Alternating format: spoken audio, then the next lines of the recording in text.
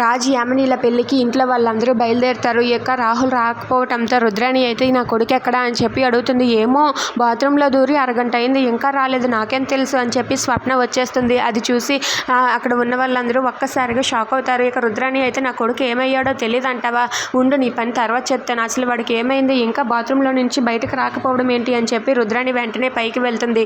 ఇంతలో అక్కడ ఉన్న ప్రకాశం అయితే పదండమ్మా పెళ్ళికి టైం అవుతుంది కదా వెళ్దామని చెప్పి ప్రకాశం అంటూ ఉంటాడు. అది వినగానే అక్కడ ఉన్న అపర్ణ అయితే ఎందుకు అంత గాబరా, మనం వెళ్దాంలేండి అని చెప్పి అంటూ ఉంటుంది. అది వినగానే అక్కడ ఉన్న ప్రకాశం అయితే లేదమ్మా భోజనాలు అయిపోతాయి కదా అని చెప్పి అంటాడు.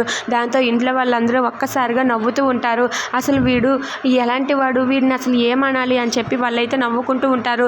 దాంతో అపర్ణ ఇలా అంటూ ఉంటుంది, ఏంటి ప్రకాశం అవతల మన కావ్య జీవితం నాశనం అవుతుందని నీకు ఏమాత్రం లేదా, భోజనాలు అయిపోతాయి అంటున్నావని చెప్పి అంటూ ఉంటుంది.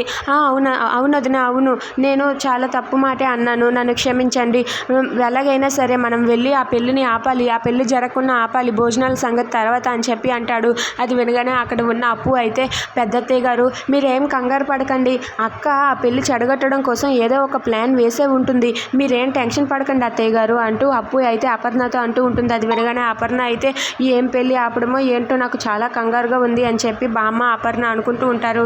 ఇక ఈ ఫ్యామిలీ అంతా వెళ్ళి ఆ రాజ్ యామినీల పెళ్ళిని ఆపగలరా? If you like this video please subscribe.